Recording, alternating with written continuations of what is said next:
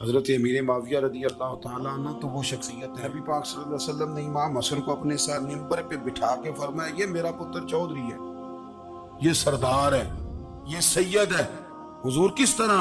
فرمایا جب مسلمانوں کی دو جماعتیں لڑیں گی تو یہ صلح کرائے گا۔ تو وہ حضرت امیر معاویہ کی جماعت جس کے ساتھ حضرت امام حسن صلح کرے، تجھے کیوں نہیں قبول؟ بلا وجہ الجھتے ہو، بلا کہتے جی وہ یزید کے ابا جی تھے۔ تو نوح علیہ السلام کا بیٹا بھی تو کافر تھا نا، تو کافر کا باپ ہونے کا معنی یہ ہے کہ آپ الزام لگا دیں گے؟ عجیب آپ بات کرتے ہیں۔ قیامت میں کوئی کسی کا بوجھ ہے، قرآن نے فیصلہ کر دیا، کوئی کسی کا بوجھ ہے، یزید اپنے معاملات کی جواب دے گا، اس کے گھر والے اس کی باتوں کا جواب۔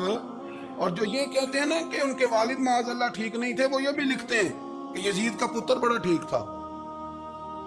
یزید کے بیٹا ہے جس کا نام معاویہ بن یزید ہے، یزید کے بعد لوگوں نے تخت پہ بٹھایا، 40 دن اس نے حکومت کی، لوگوں سے کہنے لگا کہ میں اس کرسی کے قابل ہوں، نہ میرا باپ قابل تھا۔ یزید کا پتر فرمایا نہ میں اس قابل ہوں، نہ میرا ابا قابل تھا، میں اس کرسی پہ کیسے بیٹھوں جس کے پایوں میں محبوب کی اولاد کا خون ہو؟ تلاش کر لو کوئی اپنا امیر، 40 دن کے اندر بندہ تلاش کر لو، میں اس قابل نہیں۔ تم یہ تو لکھتے ہو اس کے بیٹے کے بارے میں، یہ کیوں نہیں مانتے کہ حضرت امیر معاویہ کے ساتھ امام حسن نے صلح کی؟ آپ بات کو سمجھیں۔ اور کچھ اتنے بیوقوف ہیں، اتنے نادان ہیں، ان کو کوئی اور بات نہیں ملتی تو کہتے ہیں امام حسین کو آنا نہیں چاہیے تھا، حکومت بن گئی تھی، یزید بیٹھ گیا تھا، معاذ اللہ۔ پتہ ہے حضرت عبداللہ بن زبیر کیا فرماتے تھے؟ فرماتے تھے ہم تو یزید کے خلاف اس وقت نکلے کہ ہمیں یقین ہو، یہ اس بندے کی بات بتا رہا ہوں جس سے گٹی میرے نبی پاک نے لعاب دہن سے عطا فرمائی، لعاب دہن سے گٹی دی رسول کریم۔ حضرت ابوبکر صدیق کے سے حضرت زبیر بن عوام جو حضور کی پھپھی کے بیٹے ہیں، ان کے بیٹے حضرت عبداللہ بن زبیر کہتے ہیں ہم تو یزید کے خلاف اس وقت نکلے کہ ہمیں ڈر تھا، اگر اب بھی نہ نکلے تو آسمان سے پتھر برسیں گے، کہیں ہمیں سزا نہ ملی۔ اتنا بڑا مجرم اور تم کہتے ہو امام حسین کو نکلنا نہیں چاہیے؟ تو خرابی ہوتی ہے میرے عزیز، خرابی ہوتی۔ آپ کو پتہ ہے میں ان مسائل پر کم بات کرتا ہوں لیکن ضروری بڑا سمجھتا ہوں، میں سمجھتا ہوں یہ ضروری چیز ہے۔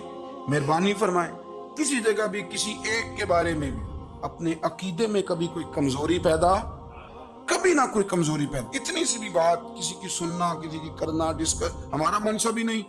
اور کچھ اور بیوقوف ہیں۔ میں یونیورسٹی میں تھا چند دن پہلے، تو لیکچر کے بعد ایک دوست مجھے کہنے لگے کہ مولوی ایک دوسرے کے پیچھے نماز نہیں پڑھتے۔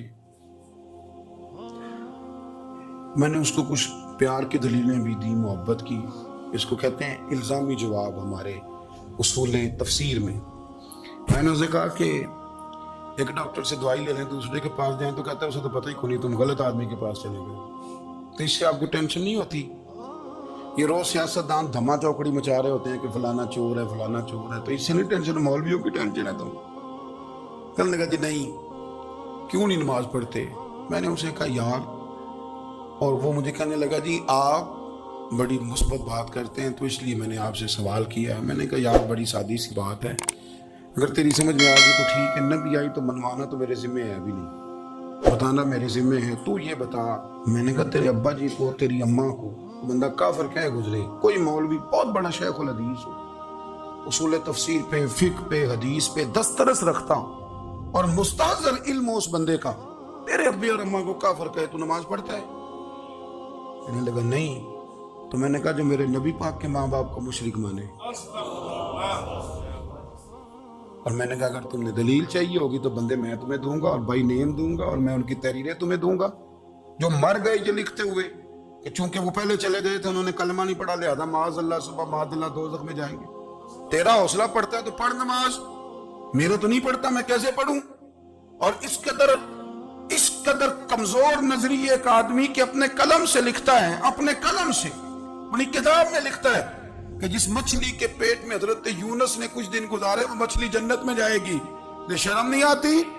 جس مچھلی کے پیٹ میں یونس چند دن رہے وہ جنت میں جائے گی، اور جس ماں کے پیٹ میں مدینے والے رسول 9 مہینے رہے، یہ حیا نہیں آتی تجھے بات کرتے؟ پھر بھی سمجھ نہ آئے تو ہم سے آ کے عقیدہ سن، ہو درود تجھ پہ بھی آمنہ، ہو درود تجھ پہ بھی، تیرے لال پر بھی سلام ہو، تیری گود کتنی عظیم ہے۔ تیری گود کتنی. یار آپ مجھے دلیل دیں نا. میں ہماری ساڑی تے واٹی کون نہیں تے سانجی کنے نال ہونی ہے. ہمارا کسی سے ذاتی رٹا ہی کوئی نہیں. یہاں بات کو سمجھے. لیکن تجھے کوئی اور چیز لکھنے کو ملی کوئی نہیں. تو نے قلم اٹھایا اور تو تکلیف دیتا ہے نبی پاک کو. تو وصیت والدین کو معاذ اللہ یہ لفظ کہہ کے گزر جاتا ہے. اور ان کے نام دیکھو. آمنہ نام کیا ہے؟ آمنہ. آمنہ نام کافروں جیسے. اور والد کا نام کیا ہے؟ سبحان اللہ. عبداللہ کا معنی ایک کافروں جیسا نام ہے. مت ماری ہے. اور کتابیں لکھی جا رہی ہیں اور سیرت لکھی جا رہی ہے اور دلیلیں دی جا رہی. لوگوں کو خیال ہی نہیں آتا. عجیب فلسفہ ہے. 4 اقوال ہمارے بزرگوں نے لکھے ہیں نبی پاک کے والدین کے بارے. سب سے پہلے امام سیوطی فرماتے ہیں رسول کریم علیہ السلام نے فرمایا کہ پوری دنیا میں جب کفر رہتا ہے تب بھی 10 لوگ اللہ کی توحید پر ہمیشہ قائم رہتے ہیں. یہ نہیں ہو سکتا کہ ساری دنیا کفر سے بھر جائے. فرماتے ہیں میرے محبوب کے والدین بھی ان 10 لوگوں میں شامل ہیں. حضور کے والدین بھی ان. اور دوسرا قول آپ فرماتے ہیں نبی پاک کے والدین زمانہ فطرت پہ تھے. زمانہ فطرت وہ زمانہ ہوتا ہے جس کے اندر نبی نہیں ہوتا.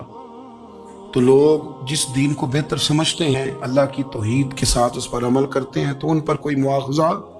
اور تیسری بات یہ کہ نبی پاک کے والدین حضرت ابراہیم کی ملت پر تھے. حضرت ابراہیم کے دین پر تھے. اور حضرت ابراہیم کا وہ دین ہے جس کو قرآن کہتا ہے کہ وہی دین ابراہیمی دین محمدی ہے صلی اللہ علیہ وسلم. وہی دین محمدی ہے. اور چوتھی بات اس کو علامہ ذہبی نے لکھا, علامہ خفاجی نے لکھا, قاضی اجاز نے لکھا, محدثین نے لکھا. حدیث کی راوی سیدہ عائشہ صدیقہ رضی اللہ تعالیٰ عنہ کہتی ہیں رات کو میں اٹھی تو میں نے نبی پاک صلی اللہ علیہ وسلم کو روتے ہوئے دیکھا. یا رسول اللہ کیا ہوا؟ فرمایا میں نے رب کریم کی بارگاہ میں عرض کی تھی یا اللہ میرے ماں باپ کو زندہ کر دے تاکہ وہ میرا کلمہ پڑھ لیں. ہیں تو پہلے بھی دین فطرت پر انہیں کنتم خیر امت ان کا اعزاز بھی نصیب ہو جائے تو حضور فرمانے لگے اللہ نے انہیں زندہ کیا ہے. وہ میرا کلمہ پڑھ کے دوبارہ قبروں میں گئے ہیں. تو امام سیوطی فرماتے ہیں کہ وہ نبی پاک علیہ السلام کی امت کا اعزاز بھی اللہ نے انہیں عطا کر دیا ہے.